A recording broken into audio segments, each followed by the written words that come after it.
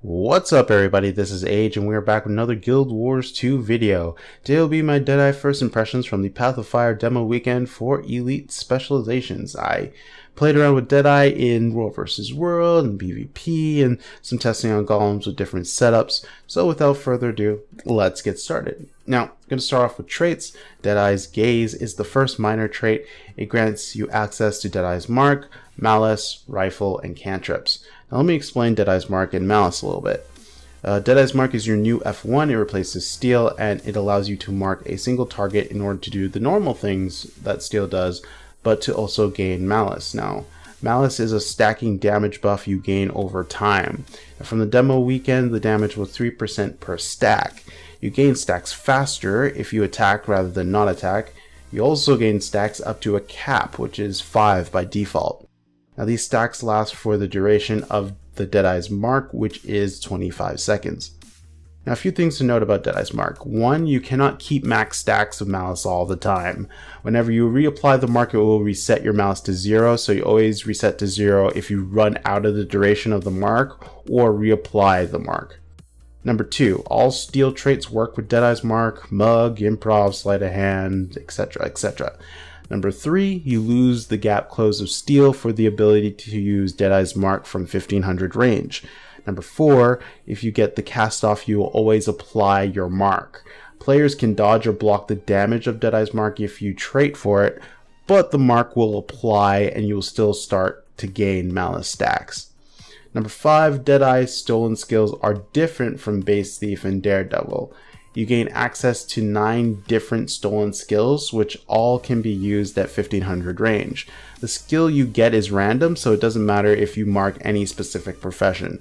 Generally, these skills do a positive thing for you and a negative thing for your target. For example, a stolen skill can apply quickness to you and slow to your target. Another interesting thing to note is that seems that stolen skills disappear after a while, or when you reset your mark, you actually lose your stolen skills. So that's an interesting decision. It might be a bug. Alright, the next minor is Renewing Gaze. This one's pretty simple. Whenever you take out a marked target, your Deadeye's Mark will reset and you gain regen. Pretty helpful with utilizing the Mark and Malice mechanics. The last minor is called Perfectionist, and this trait is awesome. When you hit max stacks of Malice, you gain an assortment of boons which are Fury, Might, Protection, Regen, Swiftness, and Vigor. It lasts for a reasonable short duration, and the trait has an 8-second recharge, so you can trigger this trait quite often since the minimum amount of time required to reach max Malice stacks from 0 is 10 seconds. This trait, when it triggers, is basically telling you to do work. And now let's dive into the major traits. Now, ArenaNet has made the elite specializations for Path of Fire have certain themes for each horizontal line when it comes to the major traits. An exception, I believe, is Hollowsmith. I think it's more vertical in that respect when you're choosing options for something. You can obviously still mix and match as you see fit. Now, for the first Deadeye setup is Sniper. This is the top horizontal line.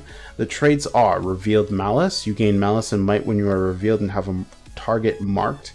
Silent Scope. Kneel, which is Rifle 5, becomes Sniper's cover and grants stealth on use at a higher initiative cost. And Rifle skills have a high crit chance when in Kneel state.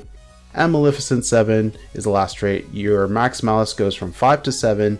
You gain Malice at a faster rate, and you gain a small heal, which is like 2.3k when reaching max Malice. Now, Revealed Malice is okay. I didn't toy with it too much, but the might it gives is pretty nice, and I could see you dipping in and out of stealth for might and being ready for Perfectionist and so on and so forth. Silent Scope, I feel, is 100% required if you want to bring Rifle into a PvP World vs. World roaming environment. The stealth it provides increases your elusiveness and in turn your survivability by a lot. Maleficent 7 is probably the best Deadeye Grandmaster for damage. I see this being used across multiple damage builds. Also, the heal improves your Thea survivability. The second setup I want to talk about is the Burst line, which is the middle horizontal line. The traits are Iron Sight, take reduced damage from your marked target, Unforgiving, your first attack on a newly marked target stuns, and be quick or be killed, gain quickness when your when you mark a target, and you gain extra power and precision when you have quickness. Now overall, this seems to me like that +1 for PvP. It just gives you all of the tools needed to +1 successfully in your burst. Iron Sight, again, another sustained trait, something to consider if you're taking too much damage against marked targets. Unforgiving has the potential to replace Basilisk Venom. You lose the unblockable, but you gain a 20 to 25 second stun via reapplying your mark. Be Quick or Be Killed was interesting to play with. With various sources of quickness available for Thief, Deadeye can have a lot of high damage burst potential with this trait. I still need to test it more. And the third and last setup is Boon Share. The traits are 1 in the chamber, gain a stolen skill when you cast a cantrip and have a marked target. Peripheral Vision, stolen skills apply their boons to nearby allies and conditions to foes around your marked target. And Fire 4 effect, give might to allies around your marked target when you hit them with a stolen skill, and if you're 600 plus range from your marked target, you grant might to allies around you as well. Now using all these traits together is what makes them so good for Boon Share. If you haven't seen my Boon Share testing video, I was able to use these traits in order to share 25 stacks of might, vigor, swiftness, and fury pretty much 100% of the time. And I was able to apply to myself perma regen and nearly, I would say 80% uptime on protection for myself as well. You can also share various boons via stolen items like Aegis and Quickness. This boon share setup will definitely help thieves in the utility department, especially with World vs. World Zergs. Alright, so those are the traits. Let's move on to cantrips. Now the first cantrip I want to talk about is Shadow's Gust. This cantrip is amazing, and it's pretty much an offensive blinding powder. Now for those who don't know, blinding powder is a blast finisher utility that stealths you and nearby allies while blinding nearby foes. Now Shadow's Gust can only stealth you, but will knock back foes around you before stealthing, and your marked target gets launched. It's definitely one of the cantrips I would highly suggest on a Deadeye bar, seeing that it can be used offensively and defensively. The next cantrip is Shadow's Flame. This is pretty much an offensive version of Shadow Step. Again, for those who don't know, Shadow Step allows you to blink to a location and break stun, and you can use it again in order to return 1200 range back towards your original position, stun break, and lose 3 conditions. Shadow Step is pretty much a standard utility to take. Now, what Shadow's Flame does is that it places a damaging AoE at a spot, which does considerably more damage with the more malice you have, and you can use the skill again to swap spots with your flame. I say this cantrip is pretty good for mobility as well as damage. It doesn't stun break though, so keep that in mind. Mercy cantrip is next. This one's an interesting one. Basically, it stun breaks, resets your Deadeye's mark, and gives you back 1 initiative for every stack of malice you just had. This skill is really helpful for boon sharing as well as resetting yourself somewhat. I can definitely see that. Binding Shadow is next. This cantrip applies Immobilize, Vulnerability, and Poison. Now, marked targets will be knocked down for 3 seconds instead of Immobilize. I'd say this skill is more useful as extra CC on a world or raid boss. I don't feel it may have some practical use in PvP, but you never know. Malicious Restoration is the heal cantrip, and it's really good, but it has trade-offs. So you gain a base heal and gain a small heal and cleanse 1 condition per stack of malice on you. So a full benefit heal would net you around 9k heal and 5 conditions remove, or if you trait with Maleficent 7, a 10k heal and 7 conditions remove. That's pretty hype, right? So what's the trade-off? Well, first, the heal has a 30-second cooldown, and the other trade-off is that the extra heal and condition cleanse is based off your malice stacks, which could not be as helpful if you need to heal but just reapplied your mark, or your mark just ending. I suggest this heal more for PvE, World vs. World Zerging, and even possibly raids. I mean, I could be wrong, but you never know. In World vs. World roaming and PvP, having a heal on a shorter cooldown is more helpful in my opinion. The last cantrip is the elite called Shadow's Meld. This cantrip is so good. It has 2 charges, and when you cast it, it removes reveal and grants you stealth for 3 seconds. This elite is definitely definitely contends with Basilisk Venom. I guess it's up to your preference what you want to take, but Shadows Mode is definitely good for solo play, whereas Basti provides a strong team CC. Overall, all the cantrips are good and each brings something to the table, which is pretty fantastic to say about a utility category at all. So now let's talk rifle. We have to start off with Rifle 5, which is Kneel. This skill has 2 charges and puts you in an immobile state, but has improved rifle skills 1 through 4. You also gain a total of 1500 range on your rifle skills. You can use movement abilities and dodge, but you can't use your WASD keys to move. You can press the skill again to get out of kneel state and remove immobilizing conditions. Alright, let's rifle through the rest of the skills. Yes, I know that was a bad joke, but I am not sorry. Okay, Rifle 1 is Brutal Aim, an auto attack that applies vulnerability. The Kneel version, Deadly Aim, does more damage and applies more vulnerability. The Stealth Attack, Curse Bullet, is a tracking bullet that does damage and turns boons into conditions. Rifle 2, Skirmisher Shot, does damage and applies Cripple and grants you Swiftness. The Kneel version, Spotter Shot, additionally applies Immobilize and grants you Fury and Vigor instead of Swiftness. Both versions can pierce.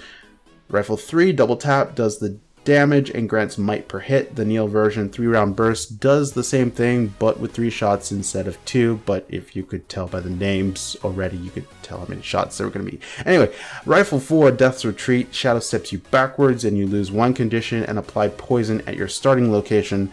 The Kneel version, Death's Judgment, does an attack after a brief period of time. This attack scales with your Malice stacks and reveals you. Alright, so the big question with Rifle was that will it be good, given that we had Warrior Rifle, which it does a lot of damage, but doesn't have a lot of utility, and Rifle NG, which Hammer just beats outright. Will it be good? And the answer is yes. You can easily drop an opponent if they aren't aware of you. Rifle also has nice built-in utility to be elusive, in addition to trading for sniper's cover, that is. There's a built-in condition cleanse and a condition cleanse of immobilizing conditions, which is very nice. Also, all the damage skills feel really good. Death's Judgment might be a bit too good. Damage numbers did get as high as 40k, so that might be looked at before launch. Rifle is 100% a fun weapon to use, and I feel like it can have a bit of a skill cap in terms of being elusive but still doing damage. So Deadeye overall feels pretty solid. I feel like ArenaNet wanted to give Thief a strong power range weapon that felt good to use in all modes, and I also feel that they wanted to give Thief more party utility, and I feel they accomplished both. Now for PvE, Deadeye will be very fun to use, you know, even in random maps and so on and so forth. For fractals and raids, you might see a use for Rifle every now and then, but I see more of a use for boon share. For world versus world, roaming can be possible with Rifle. I didn't get enough time to see if it can be extremely viable, so that'll be something I do down the road. Deadeye roaming with traditional weapons like Dagger Pistol was an interesting experience. I feel like I could do well with Deadeye DP, although I do miss dash dodge, so there's that.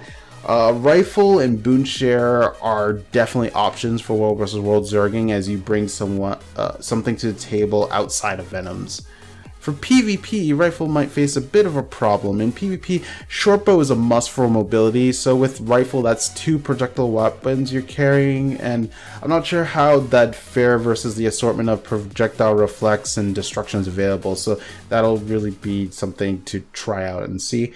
Traditional weapons do okay, but you can definitely feel that a Daredevil would get around the map faster.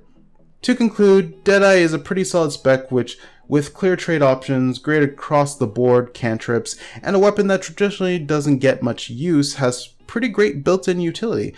Deadeye, I feel, has the most potential in world versus world due to the wide spaces and good range engagement for Zerg on Zerg fights. So that concludes the overview and impressions of Deadeye. Thanks for hanging with me till the end. Let me know your thoughts on Deadeye in the comments. If you enjoyed this video, hit that like button. It helps me out. Also, feel free to hit that sub button as well for more Guild Wars 2 content. This has been Age. Thanks for watching. Be kind to one another, be good to one another, and I'll catch you next time. Peace!